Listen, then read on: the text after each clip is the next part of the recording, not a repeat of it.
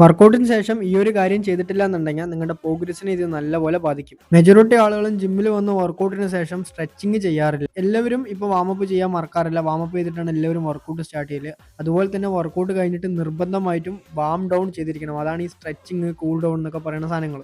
നമ്മളിപ്പോൾ വർക്കൗട്ടും കാര്യങ്ങളൊക്കെ കഴിഞ്ഞ് കഴിഞ്ഞാൽ നമ്മുടെ മസിൽസ് അത്യാവശ്യം നല്ല സ്റ്റിഫും അതുപോലെ തന്നെ മസിൽസിൽ നല്ലൊരു ടൈറ്റ്നെസ് ഒക്കെ ഫീൽ ചെയ്യാറുണ്ടാവും. അപ്പോൾ നമ്മൾ ആ മസിൽ ടൈറ്റ്നെസ്സോടുകൂടി അല്ലെങ്കിൽ ആ ഒരു സ്റ്റിഫ്നെസ്സോടുകൂടി വീട്ടിലോട്ട് പോകുകയാണെന്നുണ്ടെങ്കിൽ നമ്മുടെ റിക്കവറി സ്ലോ ആവാനും അതുപോലെ തന്നെ സോർനെസ് കൂടാനുള്ള സാധ്യതയും കൂടുതലാണ്. അപ്പോൾ നിങ്ങൾ പ്രോപ്പറായിട്ട് വർക്കൗട്ടിന് ശേഷം സ്ട്രെച്ചിങ് ചെയ്യുകയാണെന്നുണ്ടെങ്കിൽ നിങ്ങളുടെ മൊബിലിറ്റിയും അതുപോലെ തന്നെ നിങ്ങളുടെ ഫ്ലെക്സിബിലിറ്റി നല്ലപോലെ കൂടുകയും അതുപോലെ തന്നെ മസിൽ റിക്കവറി ഫാസ്റ്റർ ആവുകയും ചെയ്യും. പിന്നെ സ്ട്രെച്ചിങ് ചെയ്യാൻ വേണ്ടി നിങ്ങൾ ആകെ 5 to 10 മിനിറ്റ്, മാക്സിമം ഒരു 10 മിനിറ്റ് വരെ ചിലവഴിച്ചാൽ മതിയാവും. അത്ര നേരം ചെയ്താൽ തന്നെ നിങ്ങളുടെ ബോഡി അത്യാവശ്യം നല്ല ഫ്ലെക്സിബിൾ ആവുകയും മസിൽ റിക്കവറി ഫാസ്റ്റർ ആവുകയും അതുപോലെ തന്നെ നിങ്ങൾക്ക് നല്ല രീതിയിൽ ഒരു പ്രോഗ്രസ് ഉണ്ടാക്കിയെടുക്കാൻ വേണ്ടി സാധിക്കും. ഇന്ന് എനിക്ക് ലെഗ് വർക്കൗട്ട് ആയിരുന്നു. അതുകൊണ്ട് തന്നെ ലെഗ് വർക്കൗട്ട് കഴിഞ്ഞതിന് ശേഷം ഞാൻ ചെയ്യുന്ന സ്ട്രെച്ചിങ് റൊട്ടീനാണിത്. പിന്നെ ഞാൻ പോണ ജിമ്മിനകത്ത് നമുക്ക് ഇതേപോലെ നല്ല സ്പേസും കാര്യങ്ങളൊക്കെ ഉണ്ട്. നമുക്ക് സ്ട്രെച്ച് ചെയ്യാനായാലും എന്തിനായാലും. പിന്നെ ഈ ജിം അത്യാവശ്യം നല്ല ഹൈജീനിക്കും കാര്യങ്ങളായതുകൊണ്ട് തന്നെ നമുക്ക് ഇതേപോലെ ഇരുന്നിട്ടൊക്കെ സ്ട്രെച്ച് ചെയ്യാൻ വേണ്ടി പറ്റും. നിങ്ങളിപ്പോൾ പോണ ജിമ്മിൽ ഇതേപോലെ സ്പേസോ കാര്യങ്ങളോ ഇല്ലാന്നുണ്ടെങ്കിൽ നിങ്ങൾ വീട്ടിൽ പോയിട്ട് സ്ട്രെച്ച് ചെയ്യുക. അല്ലാന്നുണ്ടെങ്കിൽ ഏറ്റവും നല്ല കാര്യം എന്താണെന്ന് വെച്ച് കഴിഞ്ഞാൽ അത്യാവശ്യം സ്പേസും അതുപോലെ തന്നെ ഇതേപോലുള്ള കാര്യങ്ങളൊക്കെ ചെയ്യാൻ പറ്റിയ ജിമ്മിൽ തന്നെ പോയി വർക്കൗട്ട് ചെയ്യുക. അപ്പോൾ ഇതേപോലുള്ള ഇൻഫോർമേറ്റീവായ കാര്യങ്ങൾക്ക് വേണ്ടിയിട്ട് പേജ് ഫോളോ ചെയ്യാനും അതുപോലെ തന്നെ യൂട്യൂബിലാണ് കാണുന്നതെങ്കിൽ സബ്സ്ക്രൈബ് ചെയ്യാനും ഒരിക്കലും മറക്കരുത്.